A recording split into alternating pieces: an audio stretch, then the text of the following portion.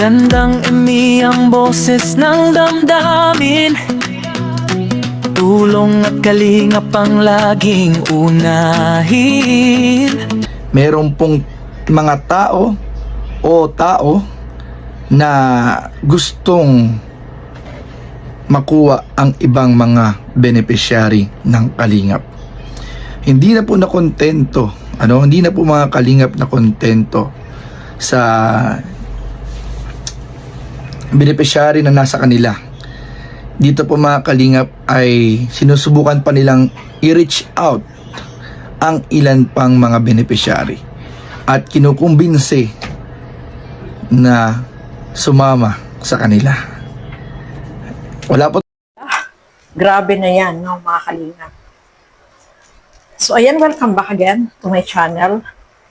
So, narinig po natin itong si Kuya Jens, no, mga kalingap. Nakakagulat, nagulat din ako na mayroon na palang nangyayaring ganito dito sa kalingap na ginagapang na yung iba pang mga beneficiary ni Kalingap Rab. Grabe! Ano na nangyayari sa mundo? Oh, mga no! kalingap?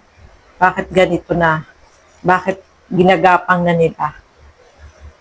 Gusto nilang isama sa kanilang grupo? Hindi pa sila nakontento na nandoon na nga sa kanila yung isang beneficiary ni Kalingap Rab, di ba? Grabe na yan, no, mga kalingap.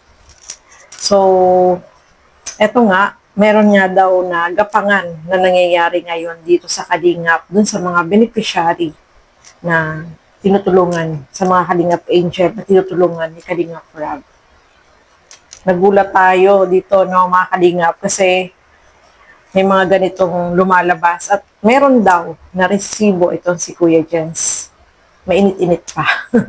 So ito, ituloy po natin ang video na ito.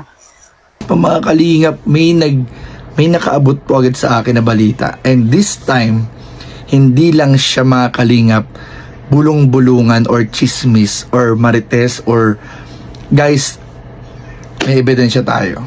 This time may ebidensya tayo mga kalingap dahil meron pong gumagapang or ginagapang ang mga beneficiary ng kalingap. Meron pong mga tao na gustong makuha ang ibang mga beneficiary ng kalingap. Hindi na po nakontento, hindi na po mga kalingap na kontento sa beneficiary na nasa kanila. Dito po mga kalingap ay sinusubukan pa nilang i-reach out ang ilan pang mga beneficiary at kinukumbinse na sumama sa kanila.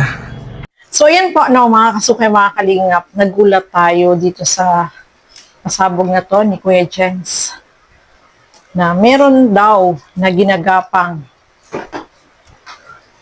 dito sa Kalingap ng mga beneficiary ni Kalingap Rab, Kalingap Angel. So nakakagulat, no, kasi may mga ganitong nangyayari na merong gustong mangwakwak dito sa mga tinutulungan ni Kalingap Rab. At hindi natin inaasahan na may mga ganitong nangyayari. So nakarating yun kay Kuya Jens, no? At meron daw siyang pinanghahawakan na resibo na ginagapang nga itong mga kalingap beneficiary. Hindi daw ito bulong-bulungan o chismis lang at meron siyang pinanghahawakan about dito. So, nakaka-alarma, no, mga kalingap, kasi may mga ganitong nangyayari na hindi natin inaasahan na unti-unti pala silang gumagapang, parang ahas lang. Parang ahas lang na gumagapang.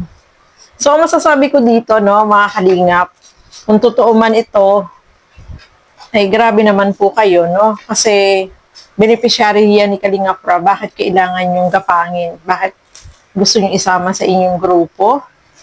Kung gusto nyo nang lumaki yung grupo ninyo, maghanap kayo ng pwede nyong tulungan na beneficiary na hindi dito sa Kalingap, no? Yung tutulungan nyo, yung maghanap kayo, no? marami naman dyan. Hindi naman kailangan kumuha ka ng mga beneficiary ni Kalinga Prab para isama mo dyan sa grupo nyo. Hindi naman po yun maganda, no? Kung totoo man ito. At kung tutulong kayo, maghanap po kayo ng tutulungan. Huwag kayong mangwakwak na mga nandito sa sa Kalingap na mga beneficiary ni Kalinga Prab. So, ituloy pa po natin. Wala po tayong papangalanan, bato-bato sa langit ang tamaan bukol. Wala po tayong papangalanan dito para bahala sila na mag-reveal ng kanilang sarili. Pero ito po mga kalingap ay napakalakas mga kalingap ng ating ebidensya ng kanilang mga ginagawa. Hindi muna natin ilalabas ang ating mga ebidensya.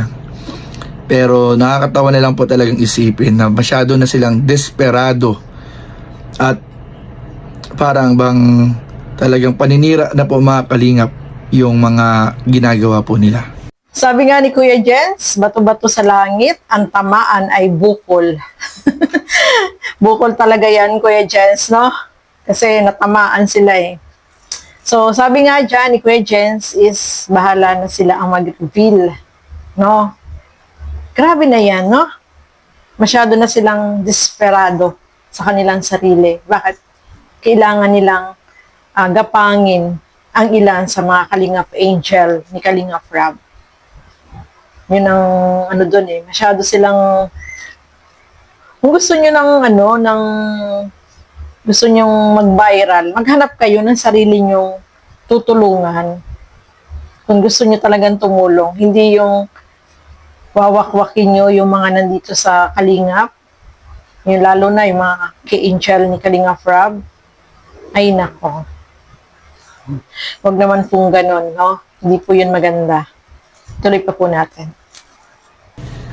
Talagang paninira na po mga kalingap dahil pati yung ibang beneficiary po ng K-Boys o beneficiary ng Kalingap, beneficiary ni Kalinga Prab ay gusto na ring kunin. Gusto rin din pong kunin mga kalingap. So, grabe po mga kalingap. Iba na yung labanan ngayon. Ay naku, kawawa talaga po mga kalingap yung mga taong naniniwala sa kanila. Kasi sobrang lantaran na po yung ginagawang paninira. Kasi may balak na silang mang-agaw ng miyembro, mang-agaw ng beneficiary, mang-agaw ng, alam niyo po yun, mga tinutulungan ng kalingap. So, sana po mga kalingap ay mas maging vigilante po tayo, mapagmatsyag, kilalanin mabuti kung sino ang mga dapat nating paniwalaan, sino ang mga dapat nating suportahan, at sino yung dapat nating iwasan. Kasi sa totoo lang po, ang pinakakawawa din po dito ay yung mga yung parang maniniwala sa kanila. Kasi very obvious na po yung mga galawan.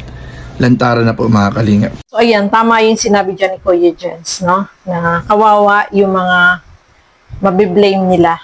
Yung maniniwala sa kanila.